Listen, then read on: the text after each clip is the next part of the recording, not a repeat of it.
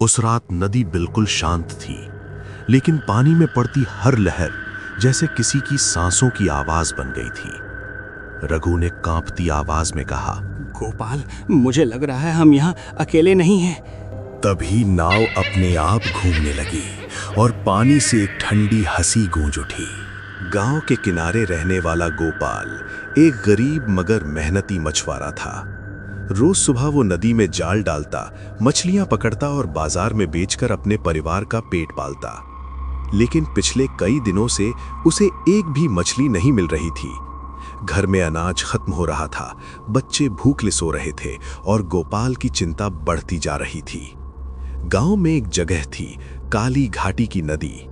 लोग कहते थे वहां शैतान का वास है। जो भी रात में वहां गया वो या तो पागल होकर लौटा या फिर कभी वापस नहीं आया। गोपाल इन बातों पर विश्वास नहीं करता था। उसने अपने दोस्त रघु से कहा, डर से पेट नहीं भरता रघु, आज रात वहीं चलेंगे। रघु डर गया। गोपाल, गांव वाले झूठ नहीं बोलते, वहां कुछ है। पर गोपाल के जोर देने पर वो मान गया। रात को सारी तैयारी करके दोनों मछली पकड़ने के लिए निकल पड़े। अमावस्या की रात थी, चारों ओर घना अंधेरा और सन्नाटा। दोनों अपनी छोटी सी नाव लेकर नदी की ओर बढ़ चले। कुछ देर तक सब सामान्य रहा। जाल पानी में डाला गया। अचानक हवा ठंडी हो गई। पेड़ों की पत्तियां बिना हवा के हिलने लगीं। रघु बोला, गोपाल, सुना तुमने? दूर से किसी औरत के रोने की आवाज आ रही थी। गोपाल ने हंसते हुए कहा, भ्रम है तेरा। लेकिन तभी नाव अपने आप रुक गई। जाल बहुत भारी हो गया। गोपाल ने खींचा तो जाल से मछलियों की जगह लंबे काले बाल निकल आए। रघु चीख पड़ा, ये मछली नहीं है, ये कुछ और है। तभी पानी से एक स्त्री का चेहरा उभरा। सफेद आंखें, खून से सना चेहरा और उल्टे पैर। वो बोली, मेरी मछलियां चुराने आए हो?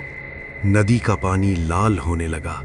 चारों ओर सैकड़ों परछाइयां दिखाई देने लगीं। रघु बेहोश होकर गिर पड़ा। गोपाल की सांस रुकने लगी।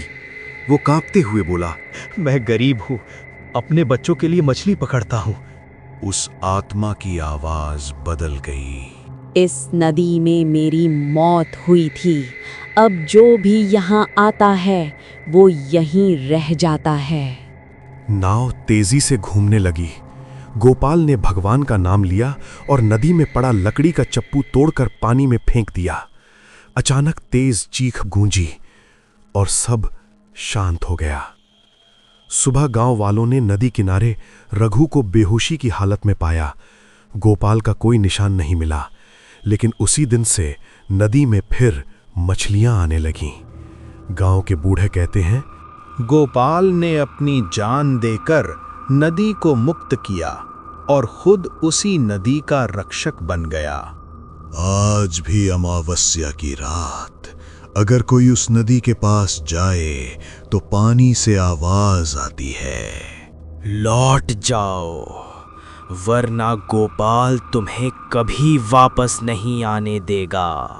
और नदी की सतह पर एक नाव अपने आप चलती दिखाई देती है, जिसमें कोई नहीं होता, सिर्फ एक टूटा हुआ जाल पड़ा रहता है।